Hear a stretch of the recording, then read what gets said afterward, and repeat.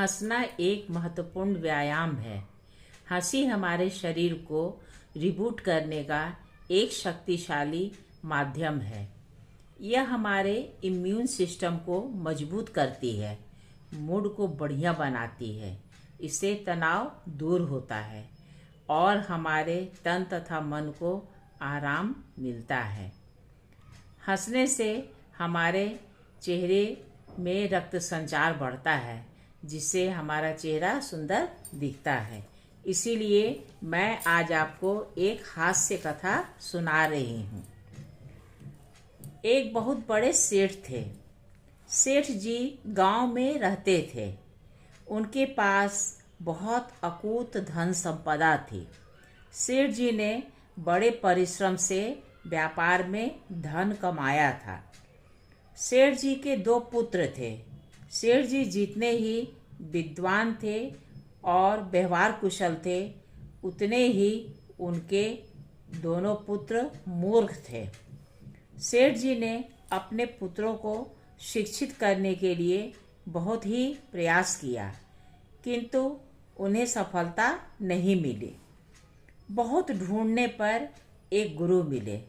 सेठ जी ने बहुत अनुनय विनय कर अपने घर पर रहने के लिए उन्हें राजी कर लिया। गुरुजी सेठ के घर में रहने लगे।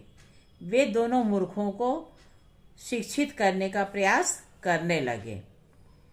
वे दोनों मूर्ख तो थे ही, साथ ही उन पर किसी भी तरह की शिक्षा का कोई असर नहीं होता था।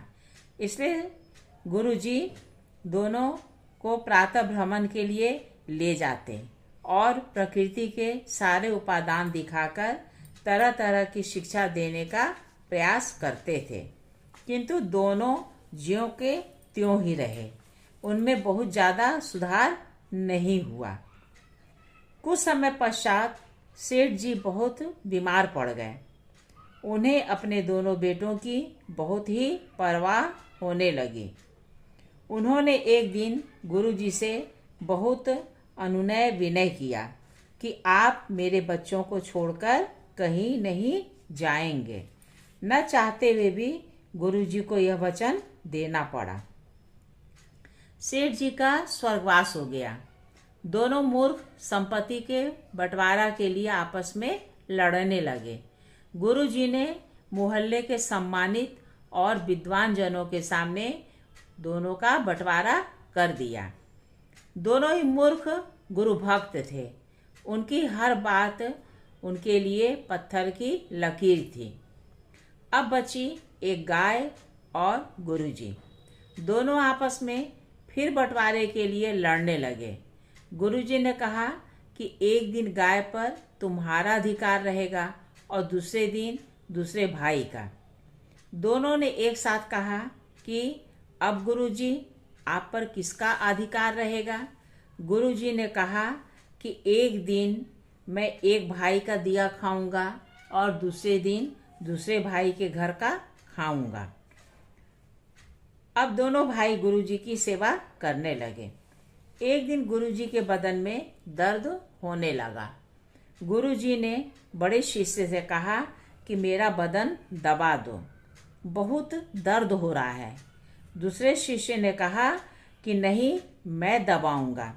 फिर दोनों लड़ने लगे।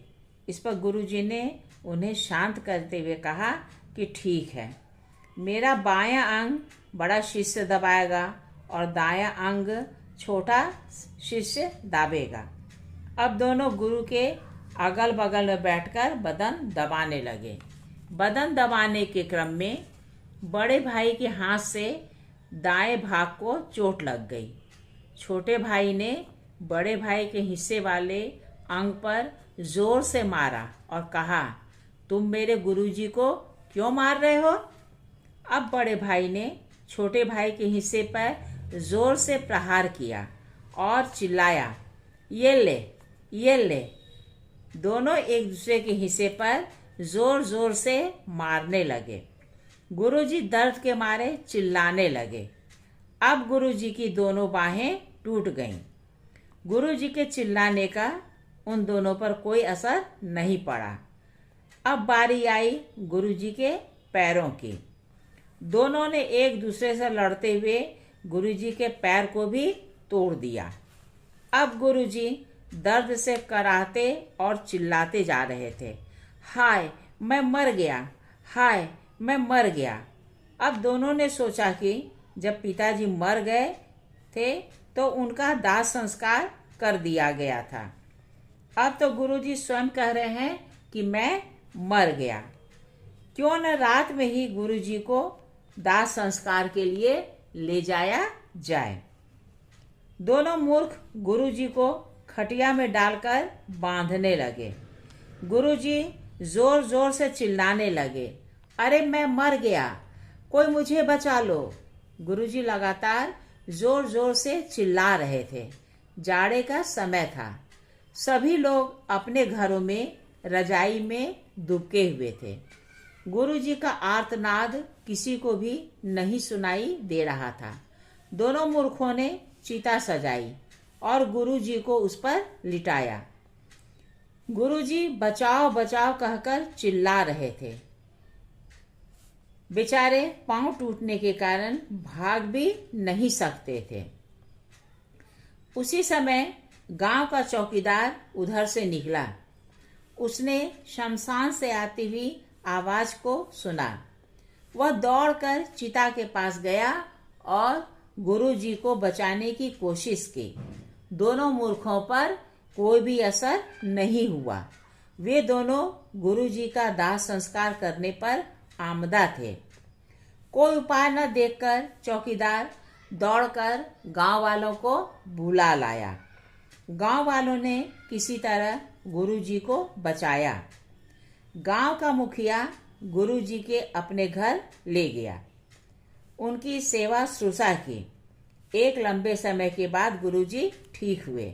उन्होंने कसम खाई कि अब वे किसी मूर्ख को विद्यादान नहीं करेंगे। श्रोताओं, बताइए अब आपको मेरी ये कहानी कैसी लगी। वाकई में आपको यह कहानी सुनकर हंसी आई होगी, आपका अच्छा मनोरंजन हो गया होगा। अगर आपको ये कहानी मेरी अच्छी लगी है तो कृपया लाइक और सब्सक्राइब कीजिएगा। नमस्कार।